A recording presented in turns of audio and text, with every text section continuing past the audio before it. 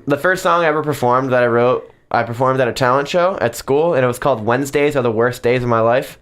It was super depressing, and it was so depressing that after the show, the school guidance counselor made me do 2 weeks of therapy because she thought it was so sad. Welcome to the ENERGY Startalk, Noah Kahan. Thanks for coming back. Thank you for having me back. Happy to be here. And did it already sink in that you're playing shows all over the world now? No, I never really get used to how surreal it is to be able to have people buy tickets to come see you in a place so far away from home. I'm always so grateful, and when you get out in front of the audience in a place like Germany, that's so far away and so foreign to you, it's such an amazing feeling. So we're always so excited. And how is it about stage fright for you? I've never really had stage fright, but usually when there's smaller shows, it's more nerve-wracking because it's so intimate and there's more people to look. You can focus on people and you can see how they're reacting. Whereas I like to play bigger shows so I can kind of step out of it for a second and just kind of see the crowd as a big mass instead of these little individual people that are judging you. But it's not too bad. It's not as bad as other people have it, but it's part of the gig. I don't think they're judging you because they're coming to see you, actually. Right. No, I know. It's true. I know. We hold yourself to a high standard and you're worried about what people think. But people going to shows just want to have a good time, so it's not too bad. And what is actually the last thing you do before going on stage? I usually pee my pants a couple times, throw water in my face. No, I just get ready to go out, and my band goes out first, and I kind of sit there. I take a couple deep breaths and orient myself, and I tell myself how cool the shit I'm doing is, and then you go out and enjoy it. And what's the first thing you do when you get off stage? I'm usually really sweaty. I sweat a lot on stage. So when I get off stage, I like to just take the sweat out of my hair, my long hair, my eyes, so I can feel a little less disgusting. I go back out for the encore, and after I come off, I usually drink a beer, relax, enjoy it, and then I go out and I go meet fans, and I sign stuff if they want me to sign shit, and I'll take photos if they want me to take photos, and just kind of and be with the people that are buying the tickets and show my appreciation. That's really nice, and I think it's incredible.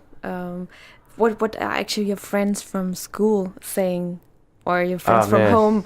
It's crazy. Saying about your job. My closest friends were always pretty unequivocally in belief. They were always so just confident that I would be able to do it from a very young age, even when I didn't have the confidence myself. So my close friends, they're all just kind of like, this is par for the course. They're all obviously very proud of me. My parents are so proud of me, but I've been wanting to do music since I was 7 or 8 years old, and so they're just not, it's nice for them to see it come to fruition like this. The people I didn't know very well, they're all impressed. I guess they're surprised. I was kind of a class clown, never really paid much attention in school, so I think they're probably like, oh, thank God he's not in the workforce.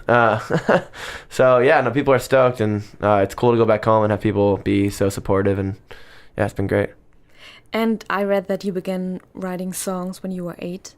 Right, so I started writing songs when I was 8 years old. They were all terrible, though. They didn't start getting good for a while, but... I was asking, do you still know the lyrics, or what it was what your first song was about? Yeah, I played... The first song I ever performed that I wrote, I performed at a talent show at school, and it was called Wednesdays Are the Worst Days of My Life. It was super depressing, and it was so depressing that after the show, the school guidance counselor made me do 2 weeks of therapy because she thought it was so sad. So that's kind of where it all started, and hasn't gotten much happier since then. But yeah, I've been writing sad music for a long time now, I guess. But why was Wednesday the worst day of the week for you? All right. Why not Monday? Mondays are, you're still coming off of the glow of the weekend. You're talking to everybody about what happened. Tuesday, you're kind of like getting back into the swing of things. And Wednesdays, when it's like, all right, there's 2 days until Friday. But today, I'm no longer excited by the weekend. I'm no longer thrilled by the idea of being at school. I just want it to be over with, and I think I had to do... Wednesday was the one day that I didn't have soccer practice, and so that sucked, so I just had to go home and hang out with my brothers who were mean to me. And that's why Wednesdays were the worst.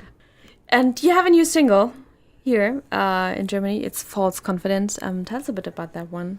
Right. So False Confidence is a song I wrote at a time when I felt like I was having to, change the way I looked and the way I presented myself to fit the idea of a brand or an aesthetic, which I think is so important for artists, or people place a lot of importance on it unnecessarily, I think. And I think that I felt like I was losing my identity by trying to be somebody I wasn't. And I think what makes my music unique, at least to me, is the personality of myself that I showed through it and through the lyrics. And I felt like I was losing that a little bit in my career at the time. And so I wanted to write a song to remind myself to not be taken so seriously, to relax and kind of let myself be me. And it's been really sweet to see people respond positively to that, and have people, reach out and tell me that they love it and that it feels like me, because it kind of affirms the idea that brought me to the song in the first place. So it's been exciting. So you're authentic then? Yeah. I'm at least authentic as I can be. I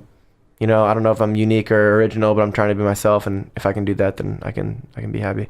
And how about an album? Are you already working on one? Mm-hmm. Yeah. So writing on new songs? We have an album finished up. We have a bunch of new songs. We have an album finished up. It's gonna be coming out in the spring at some point. You know how it is. I say the spring, and it could be the summer. It could be 5 years from now. But right now, the plan is the spring.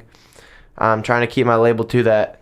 And we have a new single that's gonna lead off the record coming out in January called Mess, which I really like. And yeah, it's exciting. Been working on it my whole life, so hopefully people like it. If they don't, I quit. No, don't.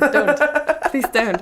So actually, you're quite busy. You're, have an album finished. You're on tour all over, and you're so busy. So what do you do to relax, to calm down? It's tough to calm down on tour. You're always moving. But when I go home, I like to hang out. I have 5 dogs back home, so I hang out with my dogs. I live on a really big tree farm, so I just walk around with my dad and my dogs and hang out with them. And I'll play some soccer, basketball, and chill with my friends, and just feel like I'm a normal kid, I guess. Usually when I come home, it's coinciding with family vacations and breaks, so I just try to relax and spend time with my folks, and take myself out of it for a second and spend as much time off my phone as possible, and just do whatever I can. Yeah. Talking about home, it's Christmas soon. That's right. Do you already have presents? I stopped getting presents like 5 years ago. I don't know what happened. One day my mom was just like, that's it. You have everything you need. She just decided I have everything I needed, which is too bad, because I have a lot more stuff that I feel like I need. But her idea of what I need and my idea of what I need have kind of altered over the past few years. So I don't think so. I think my mom expects me to get her presents now. But I'm not making any money, so I'm not sure what I'm supposed to do for her. I think you can, write a song for her. Oh, listen, I've been trying that my entire life. Every birthday, Mother's Day, Christmas, just, hey, Mom, I wrote you a song. I'm running out of ideas. Mom-related songs can only go so far,